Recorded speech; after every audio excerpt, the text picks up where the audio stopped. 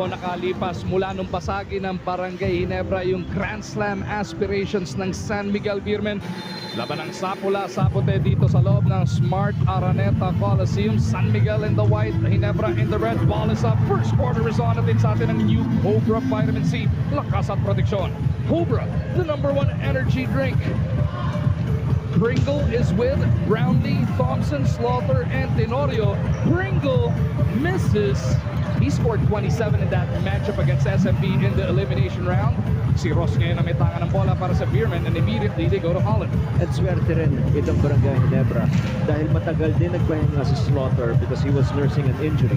Now matched up against Junmar Pardo on a single coverage at the start of our ball game. Fajardo gusto sukatin si Greg Zilla, goes baseline. Mintis si Abay, kasama nga niya si Seg, yung Holland. Ross na dyan din, si Lassiter and Romeo. Tenorio jumps a pass, Pringle from deep, doesn't work. A minute almost into it, wala pang nakakabutas. Holland from deep. At yan yung binabanggit mo, Coach RG, the scouting report is may kamay naman itong mamang to. Tama, pero hindi pa tumapasok yung kanyang mga tire. But in his last league, 37% from the 3-point range ito. So ibig sabihin, hindi pa niya makuha yung calibration ng kanyang tira dito sa PBA. Pero ganda ng pinakita niya late in the game, especially against TNT last Wednesday in Antipolo. Let's see if that gives him a bit more confidence. What a pass by Romeo to Junban. Left-handed bullet, underhanded, Archie. Kaya maganda rin itong start ni Coach Leo Austria. Dahil itong si Romeo, you have to guard him. Ibig sabihin, dahil stay close yung bantay sa kanya, it will free up Junmar Pardo a little bit, especially if he operates inside the paint. Brownlee rattles out the 3 ball. Ito na si Romeo sa kabila. Terrence, the playmaker, decides to shoot. Romeo buries it. That's a 5-0 start para dito sa SMB. And it can be insulting, especially if Terrence Romeo uses the ball screen and you go under the screen, you're gonna pay big time, and that is exactly what happened to LA Tenorio. Oh, muntik pa ma-turnover ang Ginebra. Pringle with a nose for the ball. Attacks Ross. Pringle got the drop on him to get Ginebra on the board. One of the best with the ball in his hands and the blur action, parang Jason Castro. Yeah. Parang nag-turbo boost agad, hindi na siya mahabol. Romeo again. Doesn't work. Abay keeps it on that side. Off the dribble, puts it up. Brownlee with a board. Action definitely picking up. Brownlee left alone. No go. CJ, patira na CJ. SMB dodging a bullet there. Romeo dancing with Pringle. Dating magkakampi sa Global Port at Northport. Lassiter from deep. Tenorio with a flying board.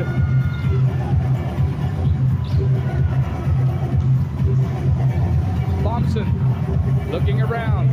Tangina, tira mo, AJ! Inside to JP. That is a problem. You really run the risk if you flop and the referees don't buy it. Exactly with that shot of JB. Hindi tinawag eh. Ang feeling ng refs, flop yun. Ang masama pa ron, pwede pa siyang ma-fine. Remember that if the technical committee reviews such an infraction, 3,000 agad yan on the first one. Brownlee with a steal. Back-to-back rebounds from JB. Now it's very important for Barangay Ginebra to get the crowd involved early. At yun na nga yung ginagawa ni JB. 6-0 run para sa Barangay Ginebra sa San Miguel. Abay looking around. Gets it right back from Ross, the 5-time MVP, going to work.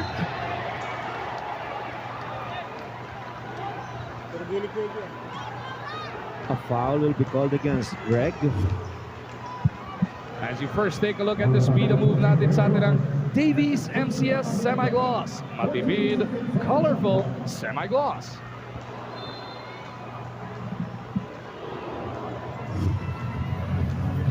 SMB goes to Romeo, hesitates, pulls the trigger.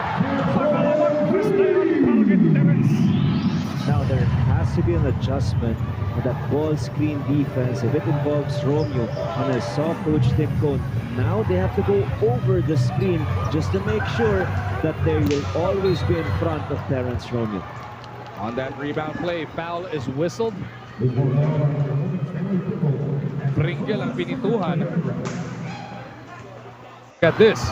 Again, that's the kind of defense that obviously, if the ball handler is Terrence Romeo, you just have to fight over, because that little space is enough for him to launch a shot from the outside.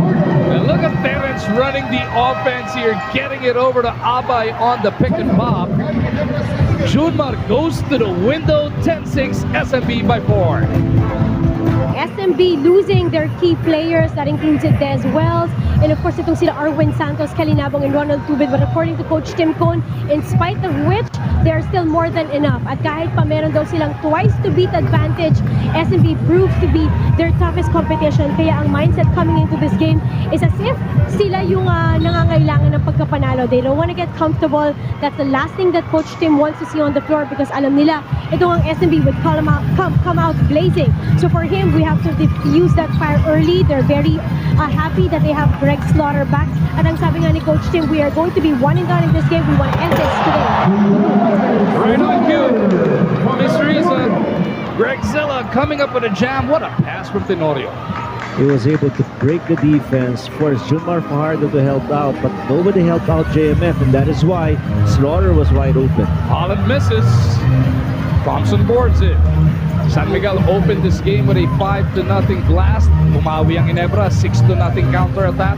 And then sumunod na 5 puntos was courtesy of the Beermen again, bago yung dakdak ni Greg Zilla. Thompson, his pass taken, hindi pwede harap-harapan kay Abaya. Abot na abot eh. Dapat mga 1 foot higher pa, baka sakaling kailangan tumalo ni JMF ron. Ross misses. Tonight of all nights, SMB will need playoff Ross to show up on the offensive end. Tenorio dancing with Holland. Brownlee he had Terrence on him. Tenorio attacks Romeo. Abay pulls down the rebound. Pampito na kagad dyan na rebound para dito kay Junmar. Kasi hindi makashoot yung Ginebra eh. Eksakto. Nasa pwesto siya parate. Thompson pushes it up papunta kay JV. Brownlee gustong araruhin si Ross. Overcooks it. Marshall slaps it out of bounds. Ball will stay with Barangay Ginebra. Both these teams having a hard time scoring consistently. Medyo mababa yung kanilang field goal percentage in the opening quarter. 8-10 is the score. The Beermen by 2. Mahigit kalahati na lumilipas sa ating opening frame. LA misses. Pang-8 rebound para kay Junmar Fajardo. And still nothing from beyond the arc or beyond the 3-point line. Ito ang Barangay Ginebra, only 8 points so far. Good thing yung kanilang depensa, hindi masyadong nakakalayo itong San Miguel. Lassiter pulls up. Baseline jumper is good.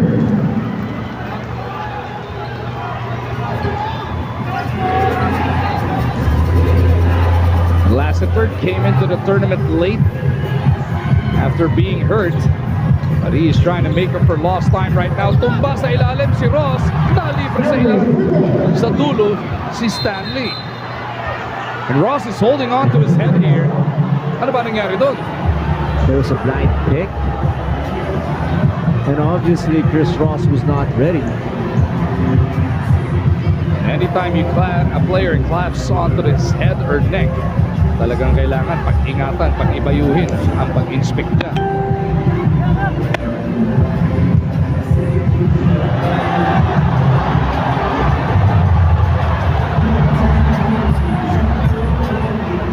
Well, nothing inadvertent on the part of Greg Slaughter. There was no extra movement. It was just a good, honest pick. Hindi ready si Chris Ross, and good thing nakatayo naman siya kagad. 12-10 is the score. San Miguel by 2. Under 5 remaining in this first frame.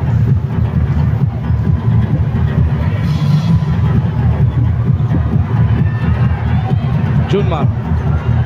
Face-to-face kontra dito kay Slaughter. Abay! His just too strong. Even against the guy na kasing tangkad niya, a little lowering of his left shoulder was enough for him to get that separation required for his jump hook. Brownlee's pull up. The looper drops. Just a professional scorer this man is. Kung bantayan mo siya sa labas, magsag ka ng konti, titirahan ka ng perimeter, maski merong challenge, ika nga. 6 of the 12 points ng Ginebra courtesy of JB. Nice fake by Abay. He was trying to go down low to Holland. Play broken up by LA.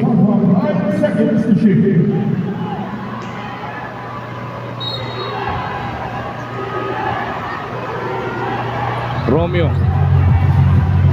Pilit ipinapagpag si Pringle. They go to Abay. Brownlee got there in time. Tenorio to Greg. Inabot siya ni Holland. That is reviewable.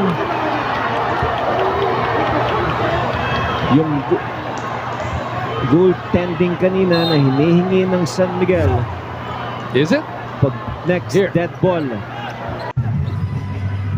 Brownlee in traffic. How do you stop that? It's just too hard, especially because he has the height advantage against Chris Ross. And not only that, positioning-wise, napakahirap na if he gets that spot. Lakas move natin to. Atid sa atin ang new Cobra Vitamin C. Lakas at proteksyon. Cobra, the #1 energy drink. Chris Ross giving the officials a piece of his mind here.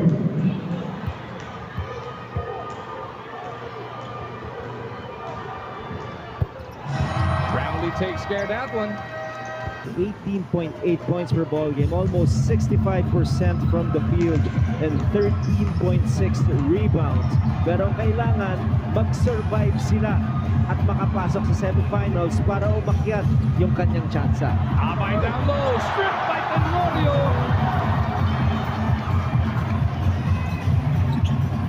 Scotty out to LA. Ito po ang patuloy natin pagtutok sa ating 2019 PBA Governors Cup, brought to you by Honda, the official motorcycle of the PBA. Follow Honda's Facebook page over at Honda Philippines Inc. for more details.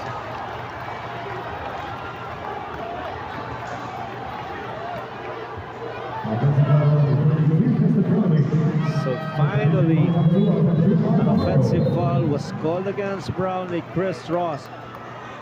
Oh, that time around, timing niya. But to be honest, there was a slight movement going to the right side, and that is exactly why Coach Tim Cone is arguing with the referee, because Chris Ross, as far as Coach Tim is concerned, was not able to establish a good defensive position. Lassiter on the dive. Cement. Hi! Set ibay.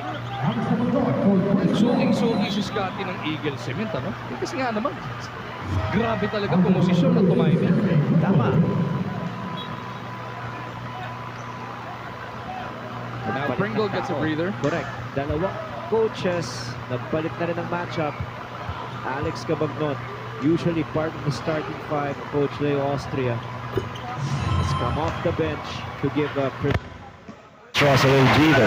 At ito namang si Coach Tim, pinagpahinga si Stan the Man, pinasok si Arto, di ba? Arto Cruz. Yes.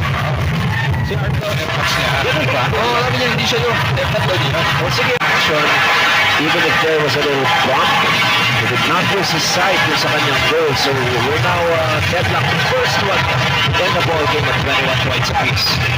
Under a minute remaining in the first. Tautua, pinasok na ni Coach Leo Austria. Hindi makakuha na separation si Romeo kay Tenorio. Step back three. Doesn't work. Jumping to the board. Aguilar scored 17 against SMP in that elimination round meeting, and he has been solid as of late para dito sa BGSN. Tenorio! That's a bit another floater to giving up the lead. Back-to-back hits for LA. A minute remaining sa ating first. Tautua away from the cup. Second time to Aguilar. Romeo on the move. Trying to slither his way through. No looks to pass. Away of that board. Hindi kahit tindihan. Kabag North is good. Pareho sila nandun eh. Kabag North at Lassiter, ano? It was not losing, pero importante, nakatilihin siya si Alex Cabagnot and Coach Olsen Rosella.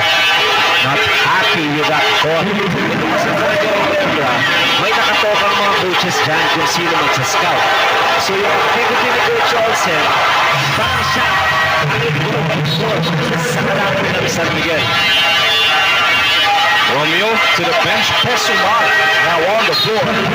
How big is Juan Pesumal going to need to come out tonight in order for SMB to force that sudden death match? Oh, enormous. Pag pumasok itong tira ni Pesumal, ang sinasabi ko kasi parati dito sa San Miguel, yung nakapalibot dapat kay John Marfa Harder must be a huge threat from the outside para mag-open yung space si JMF. Pero hindi masyadong consistent itong performance si Pesumal in the last 3 or 4 games. Has been struggling. Inaasahan ngayon ni Coach Leo Austria na makashoot siya rito ng maaga.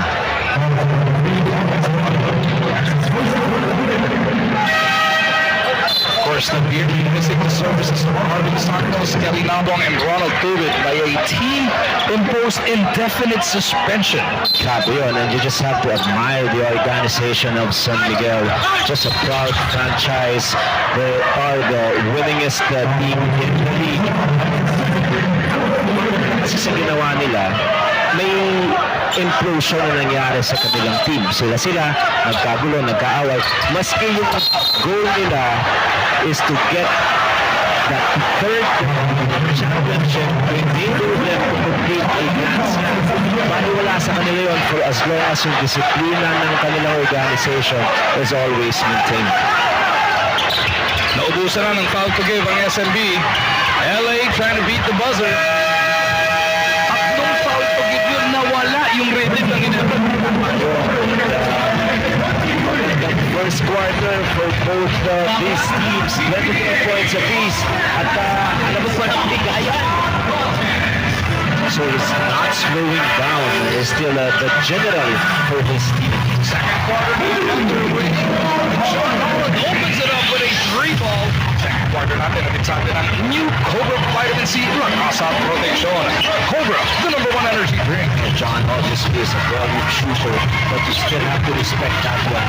Dahil makakakuha rin siya ng kanyang stroke from the outside. Remember, in his last stint, napakita kanina, almost 37% from the three ito. So it's just a matter of time. Lang naman tayo.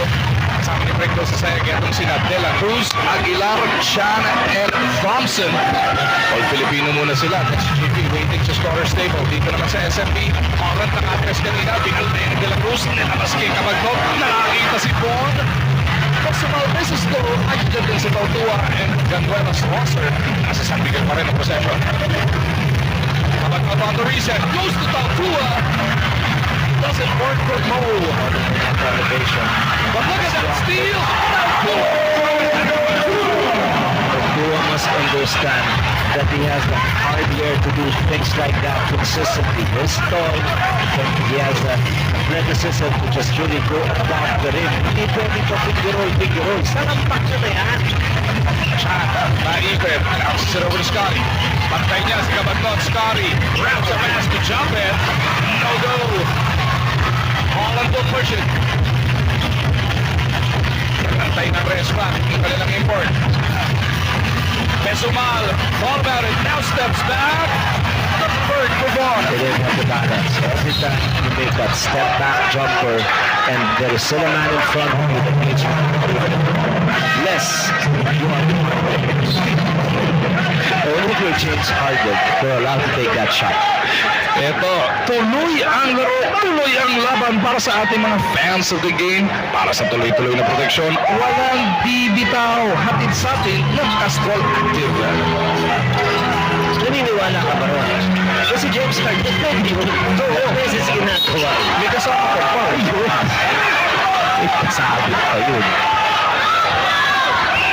Di ba nga, ginawa na siya ng mga depensa para i-funnel sa loob. Tumitrenta pa rin. Tapos sinama na nga yung mga referees na traveling yan, hindi pwede yun. Huwag mo respect yung mga kalaban. He's He's changing the game. Yes, yes. 28-26. San Miguel by 2. 2 minutes and change into the second frame. Jacob on the slide. Tap away. Kabagnot looking around. And we'll wait for everybody to get into the set. A very nice rotation and defense by Sigmund Kasuban. Not really a big, is not supposed to roll or to cover that rolling Aguilar, but he was just so quick and he got a deflection. Kabagnot launches one. Oh, and